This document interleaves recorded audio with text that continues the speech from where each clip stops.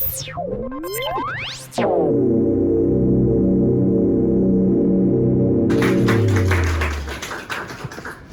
do Lightning McQueen and sailboats have in common? You turn right to go left. It's counterintuitive, but once you understand the rule, it's easy. But what about American healthcare? We spend the most, but we don't have the best outcomes.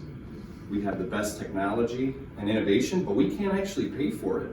31 million people have no insurance. Our workforce is burned out, with one doctor committing suicide every day. And one day, it was my friend. I'm a physician. I take care of babies having heart surgery.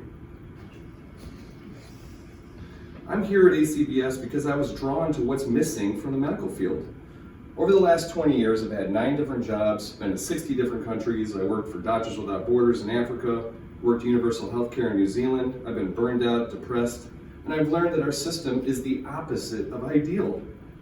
Now, I loved medical school, but when I became an intern, I was hazed, called worthless, and I had $300,000 in student debt. Mistakes were not allowed, and death is unacceptable. The result, a disempowered healthcare workforce. So why do we have such a big problem? Why?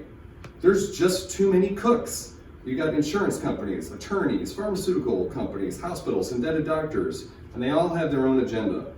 This is not healthcare. This is sickness care. Profits are made with expensive interventions and medications, and that keeps the focus away from prevention. It becomes a country club, and it's nice, but it's not for everyone. Excluded people wait until the last minute to get life or limb saving treatment, and that's when it's most expensive. And they'll get charged with an enormous bill that they can't pay.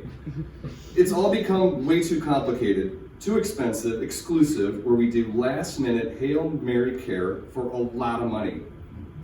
The fundamental problem is communication. We are 330 million people, and everyone knows something's wrong, but nobody really agrees on anything. We have become a nation of disempowered people, and we are unable to communicate our shared helplessness. So how do we fix this? A lot of people want to start with free, and the USA is the only modern country without universal healthcare, but the words free and universal have now become weaponized. Look, I'm in favor of free and universal, but we need to rebrand this thing by saying efficient, not free. If you want it to be free, I recommend first empowering people. Now, I personally found strength in standing up for women and people of color. If you can help one person, they become a force multiplier. Now, New Zealand knows how to get people working on the same side. They don't do lawsuits, they have a no-fault system. And if you can get people on the same side, then you can make the system easy, and then you can focus on prevention. Now, wellness, which is really prevention, it's become quite popular with wealthy people. It makes sense, right? It's much better to never get sick in the first place. Look, I've done some cool things in my life because I'm a man of great privilege. I was loved and educated and encouraged to improve my mental health and eat well. I've learned that prevention is a superpower. But how do we put that in the hands of everyone? It needs to be easy. People simply do not have the willpower to ignore all the unhealthy choices. It's just not easy to do the right thing when people are struggling to make ends meet. So, how do we create an efficient, inclusive, preventative system?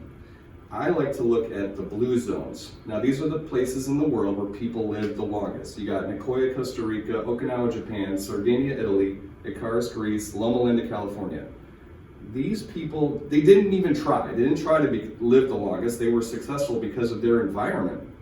And we can reverse engineer our own communities where the focus is on community wellness rather than individual illness. That's the future. A healthy community makes it easy to walk, ride a bike, focus on leisure, spend time with friends, feel connected, eat more vegetables, and empower women. If you make prevention easy, it will then automatically become efficient and inclusive. And you gotta make these sacred places where vegetables are cheaper than McDonald's. And if you make that city, that's where I wanna go live. Now, the thing that's gonna decide what system succeeds, what gets talked about, and what articles get published is if it's easy to amplify. But the reason it's not happening is your message is being drowned out by the 6 o'clock news. So how do you get 330 million people to listen? Start simple. think counterintuitive. Travel, go to a new conference, teach others that when you help excluded people, we all win. Thank you.